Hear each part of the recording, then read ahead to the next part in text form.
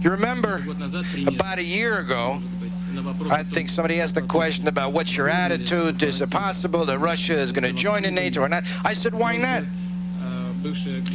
And right away, Mrs. Albright, former Secretary of State, she was someplace on a trip to Europe, she said, look, we're not talking about this right now.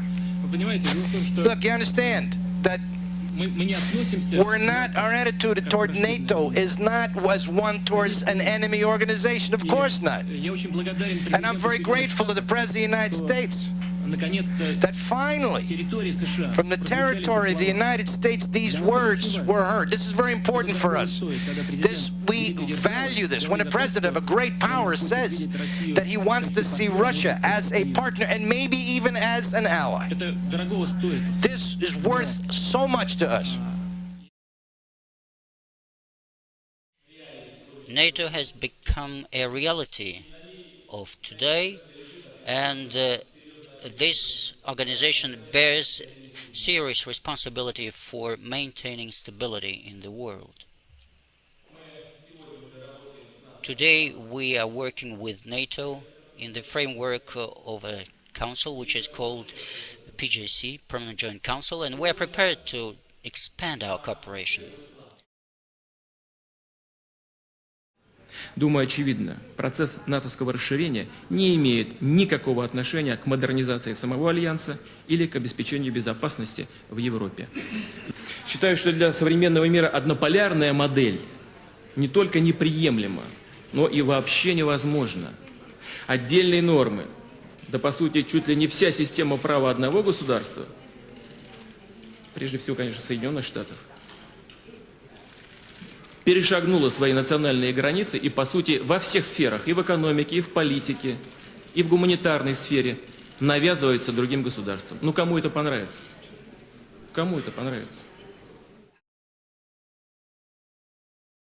Это значит, что они живут непосредством и перекладывают часть нагрузки своих проблем, груза своих проблем на всю мировую экономику. В известной степени паразитируют на мировой экономике и на своем монопольном долларовом положении. So in the Soviet Union there was a saying, whatever we start building, we have Avtomashnikov rifle. And it seems to be the same with the US. Whatever they start doing, all they end up with is Libya or Iraq.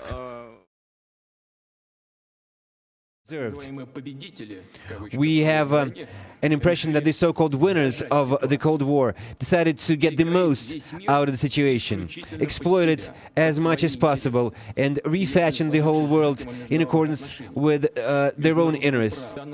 This is how a nouveau riche behaves, someone who unexpectedly gets a fortune. They start squandering their gains. Maybe the United States is exclusive in pursuing its leadership, and maybe that is a good thing. Maybe them interfering in everyone's relations all over the world is something that brings us peace, stability, prosperity, and democracy, and maybe we all should simply, let them do it to us. I dare say this is not true. A unipolar world is basically an apology of a dictatorship. Америка – великая держава. Ну, сегодня, наверное, единственная супердержава. Мы это принимаем. Мы хотим и готовы работать с Соединенными Штатами.